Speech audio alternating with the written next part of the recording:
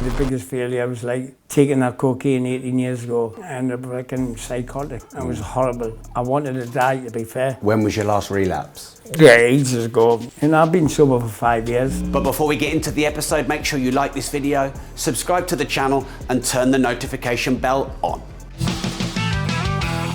Looking back, would you regard your career as a success? Yeah, shut up, doubt.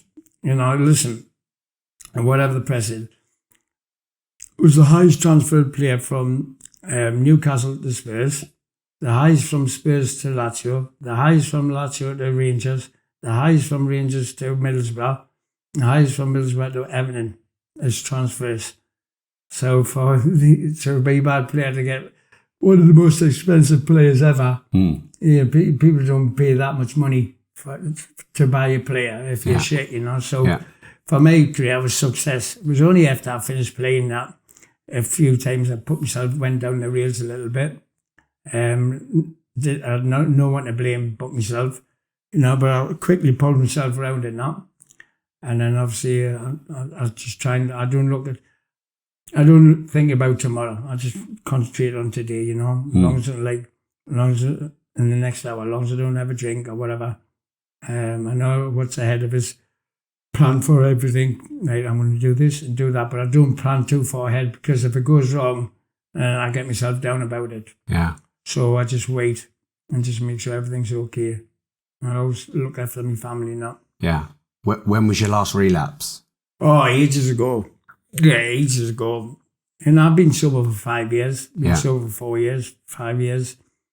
You know, the last relapse, I think it was. Well, it's not like a relapse in regards 3 weeks on a binge or something. It's like 2 days where I just fucking go off for it. Just sit in a hotel room, get pissed, watch a movie, and then 2 days later, I just fucking start drinking water again. So I think it was about 5 weeks ago, 6 weeks, I had a 2-day bend and then I just stopped. I thought, you know what, I can't be bothered with this. I just got bored with it. I think I didn't need to be fair.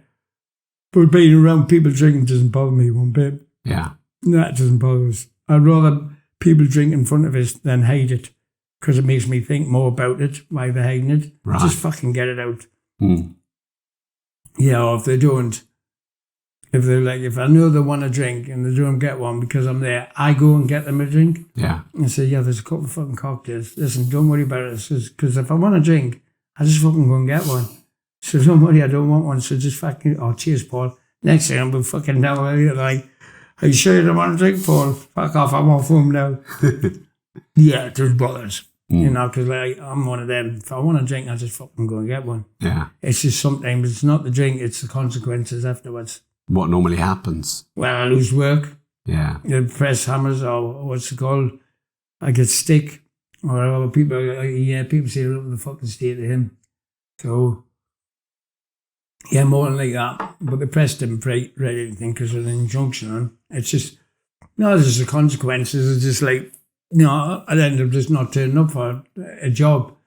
So if I've got 5 jobs, and I turn down the first one because I'm pissed, and the other 4 jobs, just cancel it. So he's not going to fucking make it. We'll cancel it, fuck it. So there's a consequence like that. Yeah. So now I'm busy now. Got quite a bit on. This one, I don't know why I'm doing it, but it's fucking, well, I've got 5 weeks off, so I'm going to do some fly fishing, a bit of golf, and then I've got 6 venues in that on September, then October and November, but I'm going to do this thing.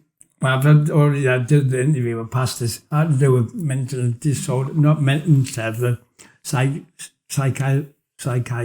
psychologist test, passed all that. It's fucking 8 days in the dock with 8 celebrities. Me and 8 days living it's called in the dock. So you got to live in the dock for 8 days. But I'm more worried for them than I am for you. I know, fucking hell. But it's what's it called? It'll be shown on TV live. So you people see because of the ultraviolet light, but we can't see it. But you can see us, but we can't see. I don't even know who's next to us. It was 8 days in the dock. No light, but a fuck all. And then you have to do challenges in the dark. So he says, what happens? And the guy went, it was funny, he says, what happens if someone's next to you, but and he's giving that fucking to you? I says, I don't know. I said, I wouldn't see it anyway. I'm in the fucking dark. I says, I'm more worried about what happens whether I go for a shit. And it was in the dark. He went, you just got to find somewhere. I says, okay then. So yes, 8 days, that's going to be some challenge. That. Wow. And that's in September, that. So everyone back home can see us what we're doing, but we can't see what results. I wouldn't even know who's 1 yard away from us or nothing. Well, I hope they pay well. Oh, yeah. Katie's happy with what she's fucking getting out of it anyway, put it that way. If you'd like to watch the full unfiltered interview, watch it here. So if you enjoyed this, make sure you like the video, subscribe to the channel,